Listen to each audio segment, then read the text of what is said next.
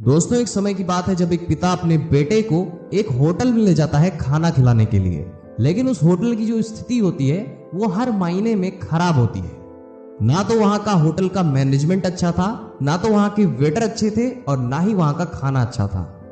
इन सारी चीजों को देखते हुए वह जो बच्चा होता है वो अपने पिता से पूछता है कि यहाँ की हालत ऐसी क्यों है, जबकि ये होटल हमारे शहर के मेन चौराहे पे आता है, जबकि इसके अगल बगल भी कोई रेस्टोरेंट नहीं है। पूरे 10 किलोमीटर के दायरे में यही रेस्टोरेंट आता है। अगर इस होटल का मालिक चाहे तो इस होटल को बहुत ही ज्यादा आगे बढ़ा सकता है, बहुत ही पैसे भी कमा सकता है।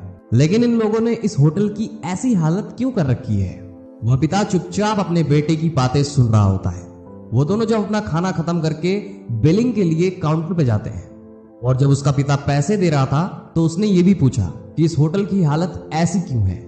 फिर वह जो काउंटर पे आदमी रहता है वो बताता है कि इस होटल में कोई भी नहीं आता है, ज्यादातर यह रेस्टोरेंट खाली रहता है, इसीलिए हम इस पे ज्यादा ध्यान नहीं देते हैं। ये सब बातें सुनने के बाद वह पिता जो होता है वह रेस्टोरेंट वाले से पूछता है कि आपकी इस रेस्टोरेंट से कितनी कमाई हो जाती है।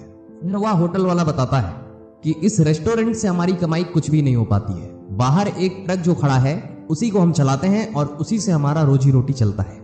ये सब सुनने के बाद वह पिता अपने बेटे के साथ होटल के बाहर जाता है और वह जो ट्रक होता है उसका इंजन में उसके सारे पार्ट्स में इतना गंदी तरीके से खराबी कर देता है कि इसे कोई भी मिस्त्री ठीक ना कर पाए और वहां से अपने बेटे को लेके चला जाता है।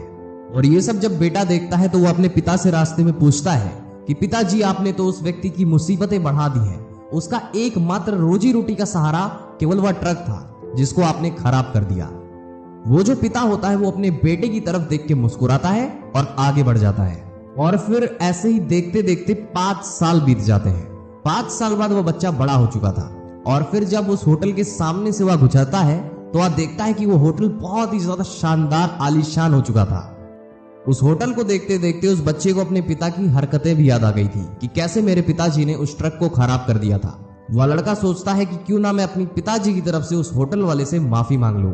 जब वह बच्चा होटल के अंदर जाता है उस मालिक से मिलने, माफी मांगने के लिए, तो वह मालिक वहां पे सूट बूट में बैठा रहता है।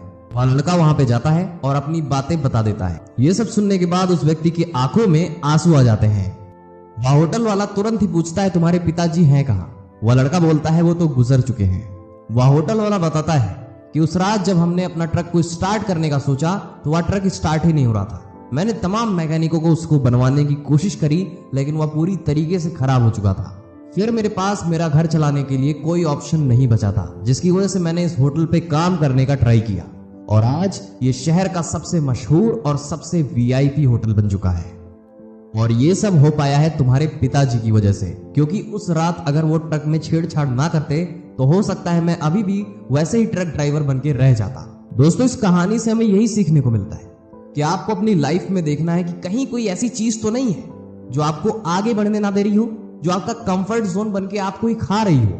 लाइफ में ना कई बार हमारे साथ ऐसी चीजें होती हैं जो हमें लगता है शायद ये बहुत ही बुरी हो सकती हैं, पर आगे चल के उसका बेनिफिट हमें जरूर मिलता है। और वीडियो के अंत में हम आपसे बस यही कहना चाहेंगे कि कहीं पहुंचने के लिए कहीं से निकलना बहुत ज्यादा जरूरी होता है।